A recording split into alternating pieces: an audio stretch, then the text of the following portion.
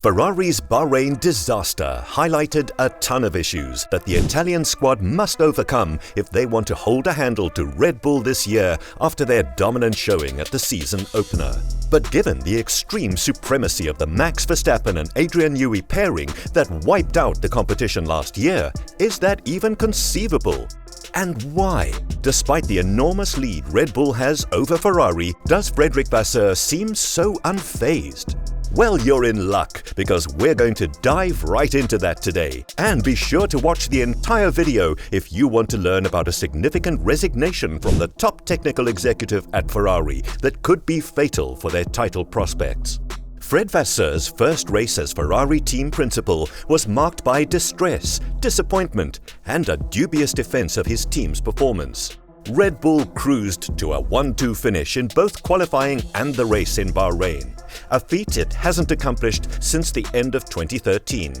In contrast, Ferrari's Charles Leclerc retired from third, and his teammate Carlos Sainz later lost that same podium spot to Fernando Alonso's Aston Martin. Leclerc was understandably dejected after the race, not only because of the reliability issue that ended his race, but also because he knew his SF23 was a second slower per lap than the Red Bulls. In line with his teammate, Sainz stated that Ferrari is currently further behind Red Bull than it was at the end of the previous season. However, the new team boss, Vasseur, who was hired over the winter to try and solve the issues Mattia Binotto couldn't, was more optimistic. We have some, let's say, positive aspects of the weekend. The fact that we were able to match them in qualifying and the fact that Charles was able to keep up with them in the first stint is good news, he said after the Grand Prix.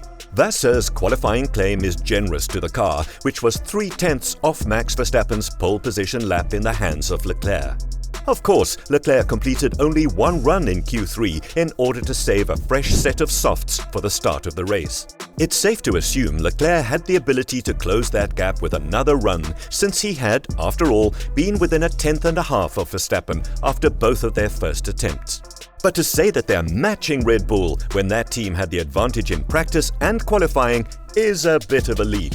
That is not to say Ferrari won't be able to match or even surpass Red Bull in qualifying at later rounds. But if Vasseur thinks Ferrari has already equaled Red Bull in any way, he is getting ahead of himself, especially considering his assertion that Charles kept up with them during the first stint.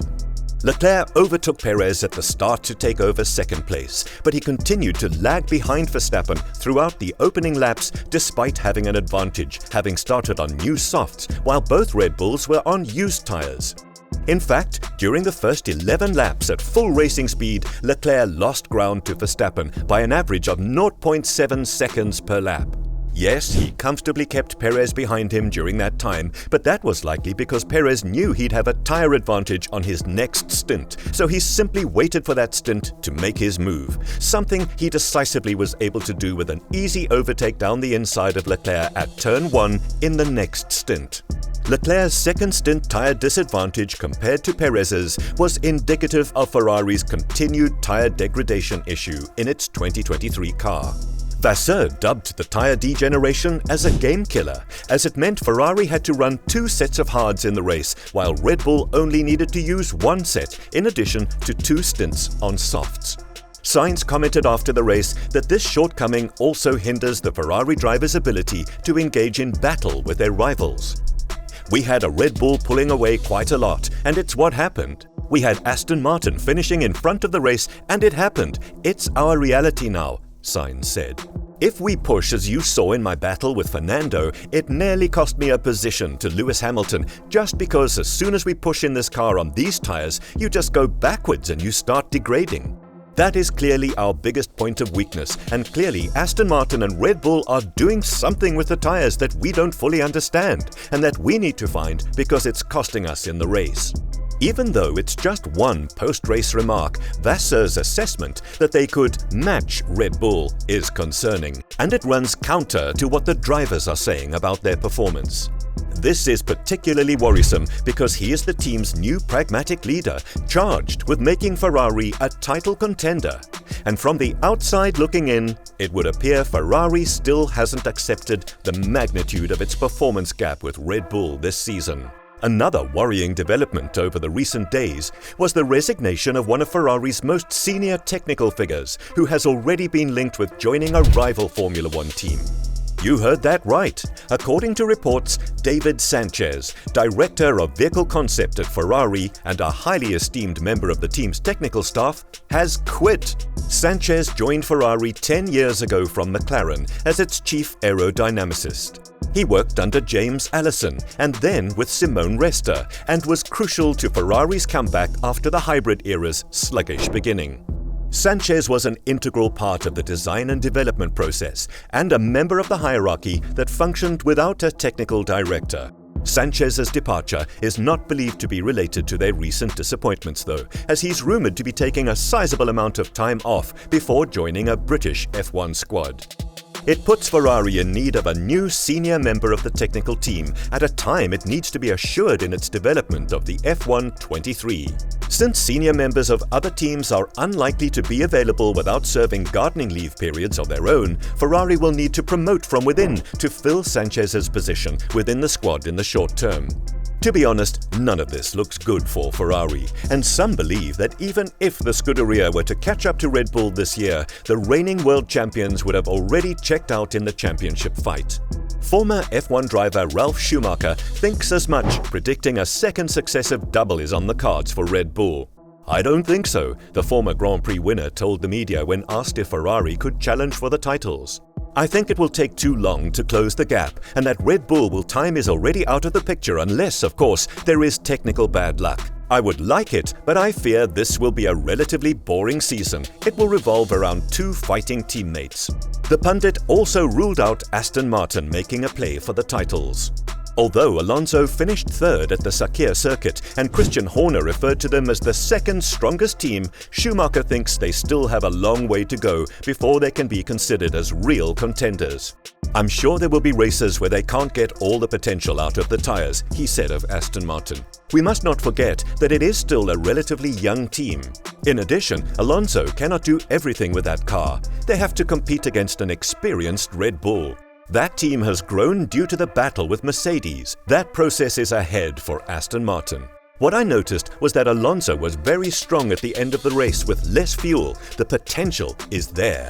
And it's not just Schumacher who sees Ferrari's prospects this season more realistically, with their former team boss Stefano Domenicali also declaring that the days of saying "we are Ferrari" and that being enough are over. "Ferrari has always been a point of reference in Italy," the F1 chief said. However, the dimension of the Formula One world has changed, and other teams and other drivers have grown. It's clear that when we talk about Ferrari in Italy, we're talking about the national team that everyone supports and everyone has to support, but the competition is very strong. Saying "we are Ferrari" is no longer enough. They need to work on the weak points in order to grow without entering the typically Italian dimension of emotion. Only with determination can you get out of difficult situations.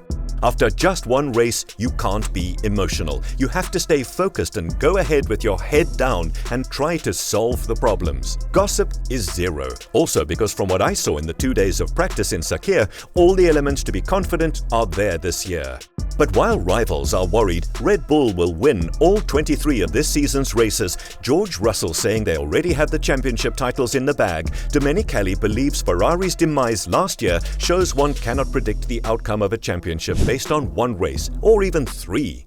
Vasseur agreed, citing the race in Bahrain last year, in which the Red Bulls experienced a double retirement, as evidence that a sample size of just one race is insufficient to make solid predictions. However, given how highly the Maranello team praised its winter development figures, the signals from Bahrain should worry Ferrari fans. It will be interesting to see how the championship race plays out over the upcoming Grand Prix, and everyone is obviously looking for a more competitive field this time, but only time will tell if those expectations are reasonable. What do you make of Ferrari's season-opening performance?